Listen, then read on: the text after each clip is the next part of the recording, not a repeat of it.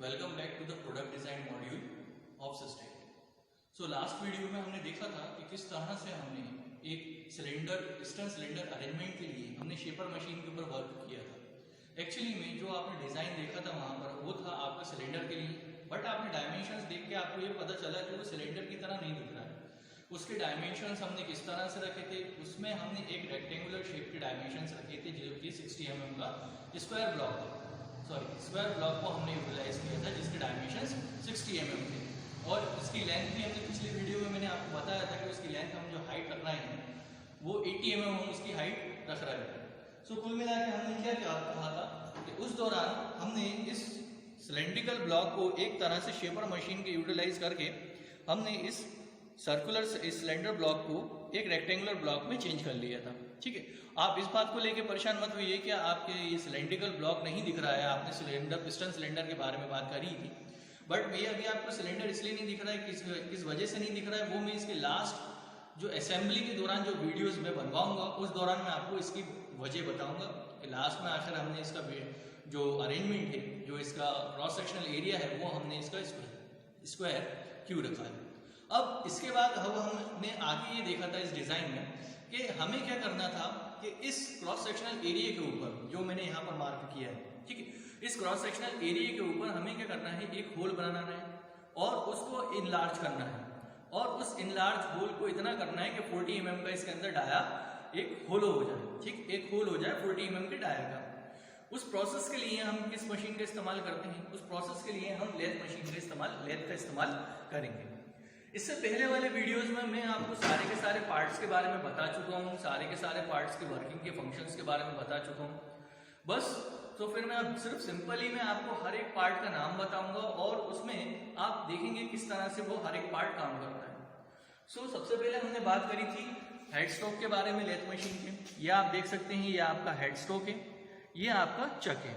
ठीक है, इसके बाद आपको मैं स्पेशली एक चीज पे गौर करवाना चाहूंगा। अगर आप यहाँ पर देखेंगे सो ये क्या है, आपका स्पीड अरेंजमेंट है, जो कि मैंने आपको पिछली बार के डायग्राम वीडियो में भी मैंने जो सेकंड वीडियो रिलीज किया था उस दौरान भी मैंने आपको बताया था कि यहाँ के स्पीड्स अरेंजमेंट होते हैं। आप अगर यहाँ पर ध्यान से देखेंगे तो ये जो स्पीड्स दिखा रहे हैं आपको 112, 75, 170, 268, तो ये क्या है, लो स्पीड्स हैं। आप यहाँ पर अरेंजमेंट कर सकते हैं। अब आप देखेंगे कि यहाँ पर ऊपर की तरफ जो कॉम्बिनेशन है वो बी के साथ बना हुआ है। तो ये लीवर अगर आप जूम पास आके और दिखाएंगे, पास आके देखेंगे तो ये बी और ए, तो आप मेरे लीवर देख सकते हैं। यहाँ पर जो लीवर दिख रहा है आपको, जो निशान दिख रहा है यहाँ पे, वो निशान दिखा रहा है आपको बी की तरफ। तो इसका मतलब ये हुआ कि आपके यहाँ पर जो शो किया जा रहा है एक लीवर तो बी पर सेट है। उसके बाद अगर आप सी, डी, ई और एफ दूसरा लीवर अगर आप देखेंगे दूसरी तरफ, तो दूसरी तरफ आके अगर आप लीवर देखते हैं यहाँ पर, तो यहाँ पर दिया हुआ है अरेंजमेंट सी, डी और ई, एफ। तो आपको अगर ये पता करना हो कि आपका चक कितनी स्पीड पे कितने आरपीएम पर रिवॉल्व हो रहा है तो आपको किस तरह से पता चल जाएगा। तो यहाँ पर बी पर है और यहाँ पर सी पर है। सो बी और सी का अगर आप ये सी पर देखिए, आप ये लीवर जो है आपका सी पर है अभी इस वक्त अटैच। ठीक है, सो बी और सी पर अटैच है। सो ये बी और सी के कॉम्बिनेशन को अगर आप देखेंगे तो ये कॉम्बिनेशन कितना है, 112 के आरपीएम पर है। मींस अभी मैंने इसको क्या करके रखा हुआ है, लो स्पीड पर अरेंज करके रखा हुआ है। इनिशियली आपको क्या करना पड़ता है, इनिशियली आपको स्पीड बिल्कुल लो मेंटेन करके रखनी पड़ती है। अब देन उसके बाद मैंने आपसे ये कहा था कि ये जो आप देख रहे हैं यहाँ पर, ये आपका गियर अरेंजमेंट है, पुली का अरेंजमेंट है। यहाँ से पुली आप दिख रहे हैं, बैक साइड पर आपको मोटर दिख रही होगी नीचे पे। सो मोटर से ट्रांसफर होता है पावर पुली पर, देन पुली से आपके कहाँ पर ट्रांसफर होता है, आपके गियर अरेंजमेंट पे। ठीक है, सो ये गियर अरेंजमेंट के बाद कहाँ पर आ जाता है आपकी बात, फिर स्पीड अरेंजमेंट पे आ जाती है, जो हमने बात देखी थी स्पीड अरेंजमेंट पे। उसके बाद मैंने आपको यहाँ नीचे की तरफ जो पार्ट है अगर आप देखेंगे यहाँ पर, सो नीचे की तरफ जो है ये इंगेज और डिसएंगेज का जो पोर्शन दे रखा है आपको, ये क्या रहता है, आपके थ्रेडिंग के लिए रहता है। अगर आप अभी आप देखें यहाँ पे लीवर कहाँ पर है, अभी ये डिसएंगेज पर है। तो डिसएंगेज का मतलब ये है कि अभी आपके थ्रेड्स नहीं बन सकते, अभी ये मशीन ऑटोमेटिकली वर्क नहीं कर सकती, it will work as a manually. यहाँ पर अगर आप देखेंगे इंगेज, अगर मैं इस लीवर को इंगेज कर देता हूँ तो क्या होने लगेगा, यहाँ पर thread cutting machine automatically work करने लगेगी। ठीक है, अब इसके बाद यहाँ पर ये जो आप देख रहे हैं ये मशीन का आपका लीवर है। आप अगर देखेंगे यहाँ पर ये मशीन का लीवर है, अगर मैं इसको रिवर्स में करूंगा इस तरह से, आप देखिए जैसे अभी वर्क नहीं हो रही, मशीन वर्क नहीं कर रही है। क्यों नहीं कर पा रही है, क्योंकि इसकी वजह ये है क्योंकि अभी इसमें गियर्स का अरेंजमेंट सही नहीं हो पा रहा है ना। सो मुझे गियर का अरेंजमेंट सही करना पड़ेगा।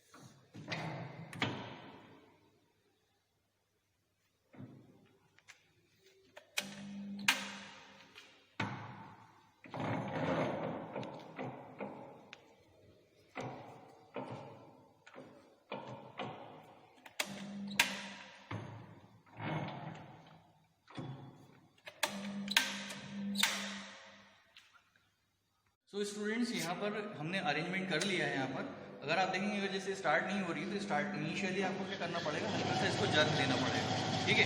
क्योंकि वजह क्या है, हमने स्पीड बहुत ज़्यादा स्लो मेंटेन करके रखी है।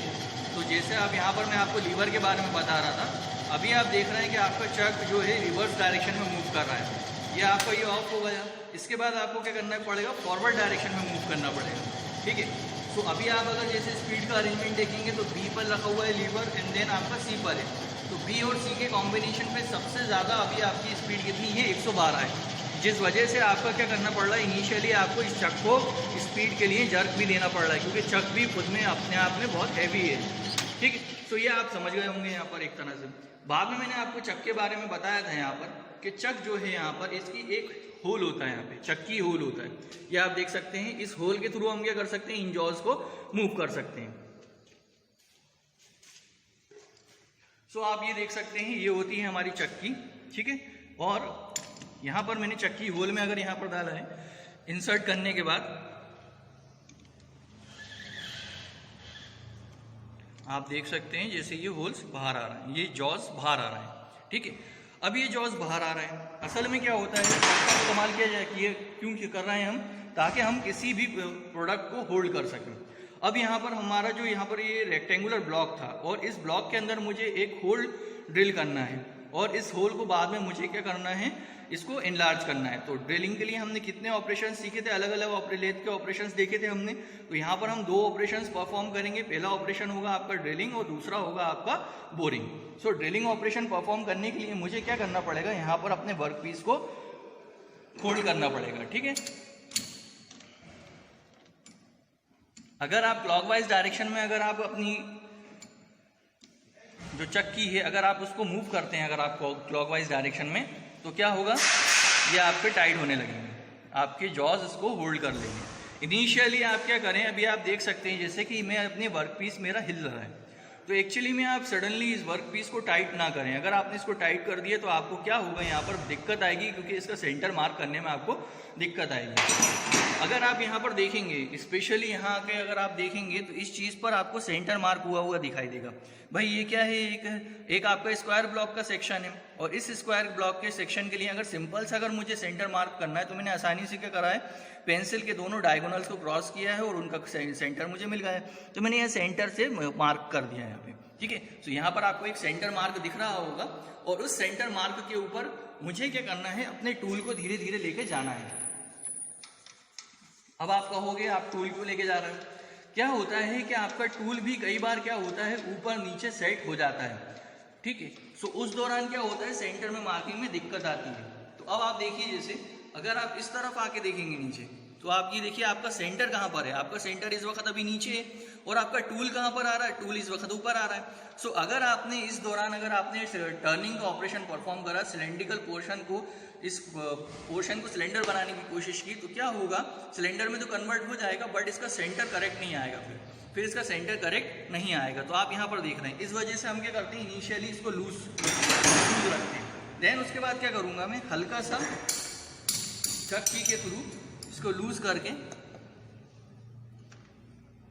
इसका सेंटर मार्क करने की कोशिश करूंगा।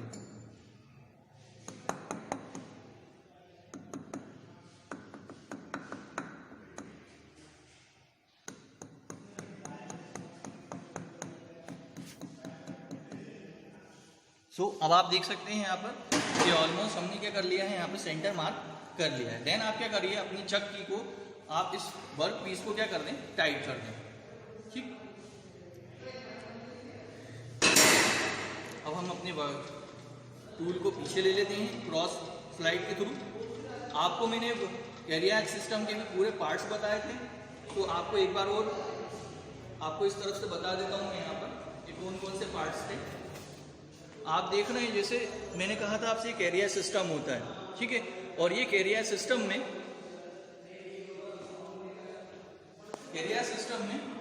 कैरियर सिस्टम होता है, ठीक है। और ये हाफ नट मैकेनिज्म होता है। हाफ नट मैकेनिज्म के इस्तेमाल हमने बताया था किस लिए करते हैं, ताकि थ्रेडिंग के ऑपरेशंस परफॉर्म कर सकें।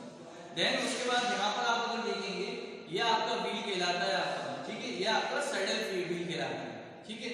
और ये आपका क्रॉस स्लाइड व्हील कहलाता है। सैडल क्या होता है, अगर जैसे मैं इसको मूव मूव करता हूँ सैडल व्हील को, तो ये मेरा पूरा सैडल क्या होगा, आपका फीड में आ जाएगा। ठीक है, जब भी आपको ये कहा जाता है कि ट्रांसवर्स फीड में आ जाएगा, मींस ट्रांसवर्स डायरेक्शन में कटिंग स्टार्ट कर देगा। और क्रॉस व्हील को अगर मैं फीड करता हूँ तो ये मेरा क्रॉस स्लाइड जो कि सैडल के ऊपर रेस्ट कर रहा होता है, सो ये क्या क्रॉस स्लाइड क्या होने लगेगा, मूव करने लगेगा। इस क्रॉस स्लाइड के ऊपर मैंने आपको एक चीज और दिखाई थी, ये आप आके देखेंगे पास से, तो ये होगा आपका कंपाउंड रेस्ट। ठीक है, ये रेस्ट पर होता है। ठीक, अभी ये 0 पे है अभी सेट। इसके बाद अगर हम इस नट को अगर लूज कर देते हैं तो ये किसी भी एंगल पे मैं इसे सेट कर सकता हूँ। इसके बाद आप ये जो देख रहे हैं कंपाउंड रेस्ट, तो ये कंपाउंड रेस्ट क्या है, compound slide, sorry compound rest के ऊपर कंपाउंड स्लाइड। इसको नाम कंपाउंड स्लाइड क्यों दिया हुआ है, क्योंकि अगर आप इस व्हील को अगर आप रोटेट करते हैं तो यहाँ पर क्या होने लगता है, ये कंपाउंड स्लाइड आपका मूव होने लगता है। ठीक है, और ये क्यों इस्तेमाल किया जाता है इसके बाद मैं आपको अगली कुछ वीडियोस में, आने वाली वीडियोस में मैं आपको बताऊंगा। और एक इंपॉर्टेंट चीज मैंने आपको लेथ मशीन टेल स्टोक के बारे में बताई थी इस पार्ट में, कि टेल स्टोक में एक आपका यहाँ पर एडजस्टिंग बोल्ट होता है। ठीक, अगर आप देख सकते हैं इस वक्त ये अभी मूव हो रहा है, ओपन है, तो इसका मतलब ये है कि मैं इस टेल स्टोक को क्या कर सकता हूँ, यहाँ से इस टेल स्टोक को बिल्कुल यहाँ तक ले जाऊंगा।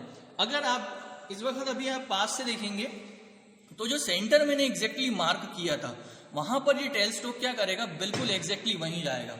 ठीक है, अदरवाइज अगर आपने सेंटर मार्क अगर इस टूल से नहीं किया होता तो ये टेल स्टोक क्या करता है, एग्जैक्टली सेंटर पे नहीं जाता। और ये टेल स्टोक नहीं है, ये क्या है आपका, जैसे कि मैंने आपको बताया था कि ये पोर्शन क्या है आपका, ये है आपका स्पिंडल और ये है आपका डेड सेंटर। डेड सेंटर का इस्तेमाल किसी भी जॉब को सिर्फ सपोर्ट करने के लिए किया जाता है। ठीक है, सो ये आप देख सकते हैं कि डेड सेंटर को मैंने स्पिंडल को बाहर निकाल लिया है। और इसके बाद मैं क्या कर सकता हूँ, इस टेल स्टोक, ये टेल स्टोक जब तक मूव होता रहेगा जब तक कि आप इस एडजस्टिंग बोल्ट को टाइट ना कर दें। ठीक है, सो सबसे पहले तो हम इसको टाइट कर लेते हैं।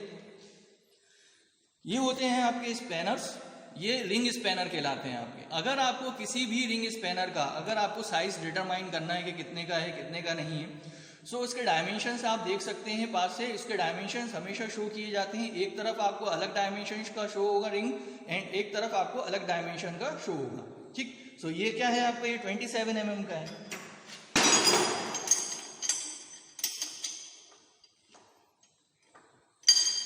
अगर आप रिंग को हमेशा, जब भी अगर आपको किसी चीज़ को टाइट करना हो, सो आप क्या करें, आप हमेशा उसको क्लॉकवाइज डायरेक्शन में मूव करें। ठीक, जिससे क्या होगा कि पोर्शन टाइट होने लगेंगे। जैसे ही आप इसको क्लॉकवाइज डायरेक्शन में मूव करेंगे तो ये क्या हो जाएगा, आपका टेल स्टोक क्या हो जाएगा, लॉक हो जाएगा। अब आप देख सकते हैं कि मैं अगर इस टेल स्टोक को मूव करना चाहूँगा तो ये मूव नहीं होगा। ठीक है, अब इसके बाद क्या होता है कि ये होता है आपका रैम क्लैम्प ऊपर की तरफ टेल स्टोक में। जो टेल स्टोक में ये रैम क्लैम्प होता है ये ज़्यादातर बताया नहीं जाता है, बुक्स में भी आपको देखने को नहीं मिलेगा। इस रैम क्लैम्प को आप जैसे ही लूज करते हैं, एंटी क्लॉकवाइज पे डायरेक्शन में मूव करेंगे तो ये क्या हो जाएगा, ये लूज हो जाएगा। देन इसके बाद क्या करेंगे, हम इसको मूव कर सकते हैं। ये हमारा व्हील है, टेल स्टोक का व्हील है, और यहाँ से इसके थ्रू हम क्या कर सकते हैं, इसको आगे की तरफ फीड कर सकते हैं। ये बैरल था, ये आपको मैं पहले बता चुका हूँ, है ना। तो अब ये क्या हो जाएगा, यहाँ पर अगर आप देखेंगे तो ये टाइट हो जाएगा। ये इस तरह से अब ये मूव नहीं हो रहा मेरा व्हील, है ना। तो ये इसका व्हील का टाइट हो जाना मतलब ये है कि भाई अब ये फिक्स हो चुका है बिल्कुल, अब आप ये इससे ज़्यादा आगे नहीं कर सकते। और अगर आपका ये, अगर आपने नट यहाँ पे लूज करके रखा होता तो ये पूरी की पूरी टेल स्टोक क्या हो जाती है, आपकी बैक साइड पर आ जाती है ना। तो अब क्या करेंगे, हम इस रैम क्लैम्प को टाइट कर देते हैं। अब यहाँ पर ये रैम क्लैम्प हमारी टाइट हो चुकी है, हमने सारे अरेंजमेंट्स कर लिए हैं, हमारा वर्क पीस भी हमने टाइट कर लिया है अच्छे से जॉब के अंदर, और यहाँ पर रैम क्लैम्प भी हमने फिक्स कर दी है। हर चीज़ को जब भी आप मशीन स्टार्ट करने जा रहे हो तो हर चीज़ को प्रॉपरली अच्छे से चेक कर लें, अदरवाइज कोई एक्सीडेंट हैपन हो सकता है। तो मैं एक बार चीज़ों को अच्छे से डिटरमाइन कर लेता हूँ कि कहीं ऐसा तो नहीं है कोई चीज़ लूज हो, मैं हर चीज़ को अच्छे से कर लेता हूँ।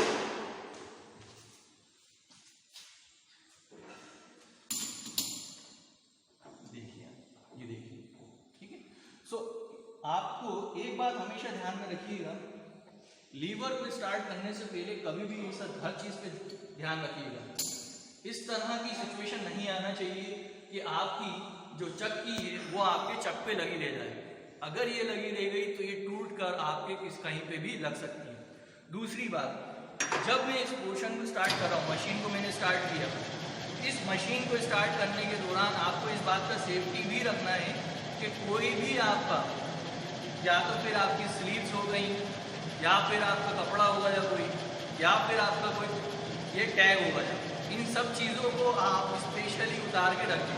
बिकॉज आप देख रहे हैं यहाँ पर ये चक मूव हो रहा है, इस दौरान अगर चक मूविंग के दौरान अगर आपको ये टैग या फिर आपकी स्लीव यहाँ पर आ जाती हैं तो उस दौरान भी कोई एक्सीडेंट हैपन हो सकता है। सो ये सारे के सारे हमने अरेंजमेंट्स देखे कि किस तरह से अभी तक हमने यहाँ पर एक जॉब को किस तरह से हम लैब में फिक्स करते हैं। अब हम सबसे पहले जो ऑपरेशन परफॉर्म करेंगे वो होगा टर्निंग का। अब आपके दिमाग में ये बात आ रही होगी कि हमसे तो ये कहा गया है कि हम ड्रिलिंग का ऑपरेशन परफॉर्म करेंगे, देन बोरिंग का ऑपरेशन परफॉर्म करेंगे, लेकिन सबसे पहले हम टर्निंग का ऑपरेशन परफॉर्म क्यों कर रहे हैं। सो उसके पीछे मैं आपको एक वजह बताता हूँ। अगर आप यहाँ पर, मैंने सबसे पहले तो अभी यहाँ फिक्स करके आपको दिखाया, अगर आप ये देखेंगे तो अभी ये इस तरह से मूव हो रहा है ये सब, ठीक। बट अगर मैं यहाँ से स्पिंडल को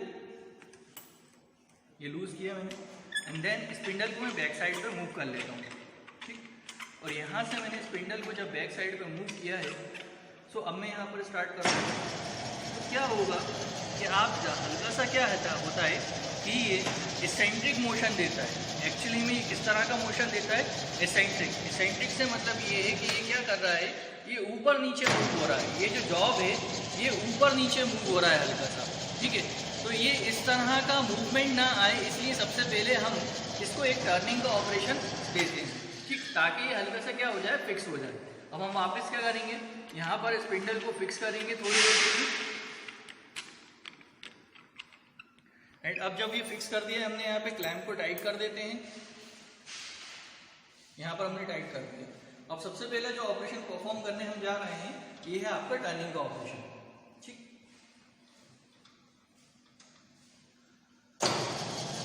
सबसे पहले बहुत कम स्पीड देंगे, ये जो इस डायरेक्शन में जो हम क्रॉस स्पीड देते हैं ये कहलाता है आपका डेप्थ ऑफ कट, ये कहलाता है आपका डेप्थ ऑफ कट, ठीक है।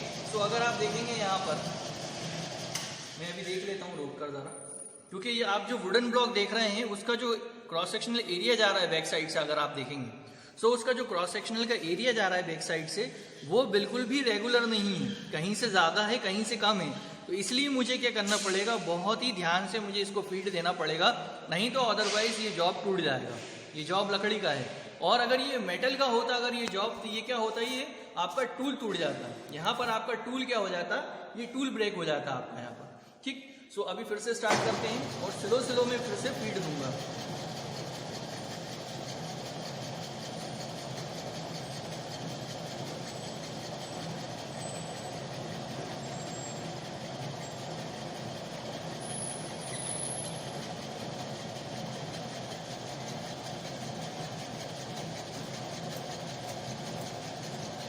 तो अभी क्या करना पड़ेगा, बहुत स्लो करके आपको डेप्थ ऑफ कट देना पड़ता है।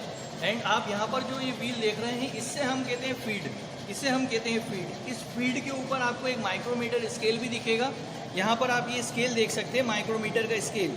इसके थ्रू हमें पता चलता है कि हम कितनी स्पीड पर, स्पीड आप देख चुके हैं कहाँ से अपन डिटरमाइन कर रहे थे, लीवर के थ्रू आप आरपीएम, कितने आरपीएम पे रोटेट हो रहा है वो आप डिटरमाइन कर सकते हैं, और आप कितनी फीड दे रहे हैं वो आप यहाँ से डिटरमाइन कर सकते हैं।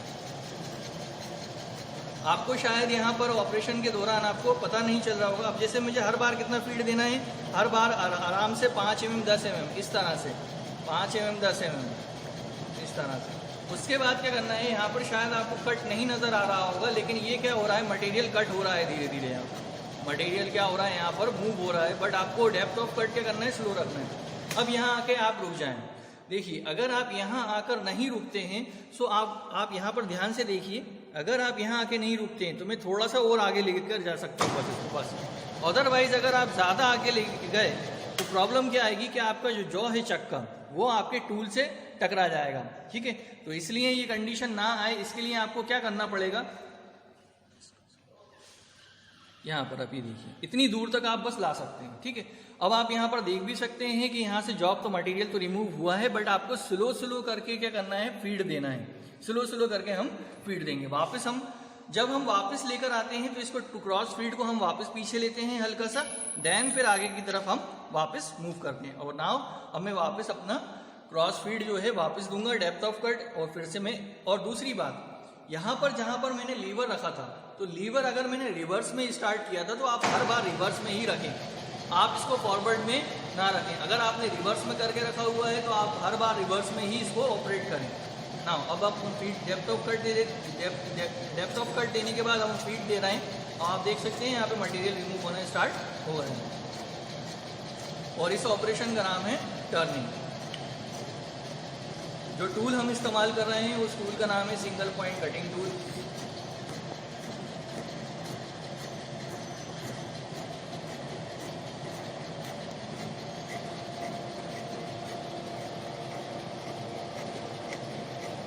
बस इससे ज़्यादा मैं नहीं जाऊंगा। देन मुझे क्या करना है, वापस मुझे अपना क्रॉस स्लाइड को वापस लेना है, टूल को पीछे की तरफ लेना है, देन वापस मैं आगे की तरफ लेकर आऊँगा जहाँ से मैंने स्टार्ट किया था।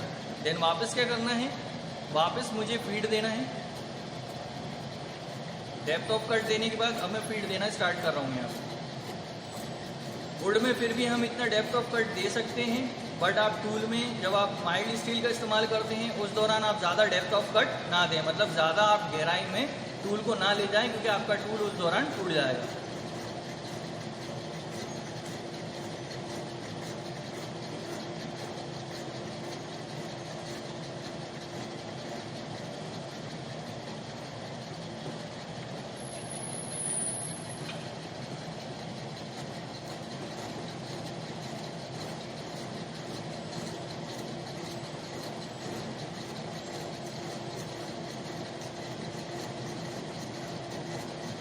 इनिशियली स्टार्टिंग में आप इसकी स्पीड स्लो ही रखें, बिकॉज आपका इस दौरान क्या करता है, ये जो जॉब रहता है ये आपको एसेंट्रिक मोशन दे रहा होता है, इसलिए आपको बहुत स्लो इसकी स्पीड रखनी पड़ती है और आपको फीड की भी स्पीड थोड़ी स्लो रखनी पड़ती है। एक बार जब ये अपने सेंटर पर लोकेट हो जाएगा ये जॉब, देन उसके बाद हम इसकी स्पीड बढ़ा सकते हैं।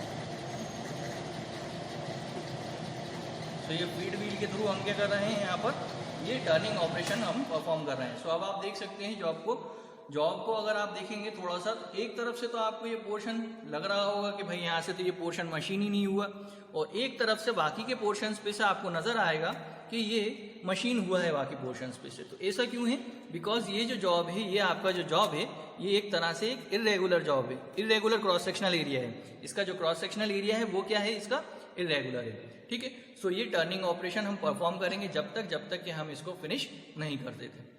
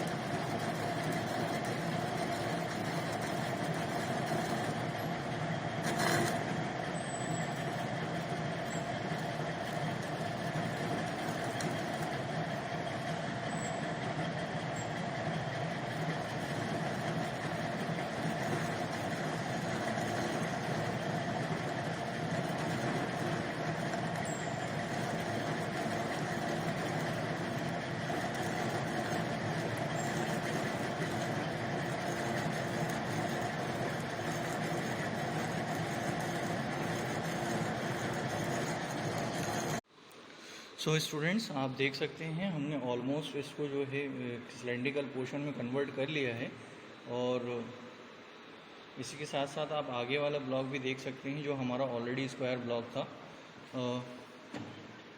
सो ये हमने इसको इस तरफ से टर्निंग कर ली है, ये पोर्शन को हमने टर्निंग कर लिया है।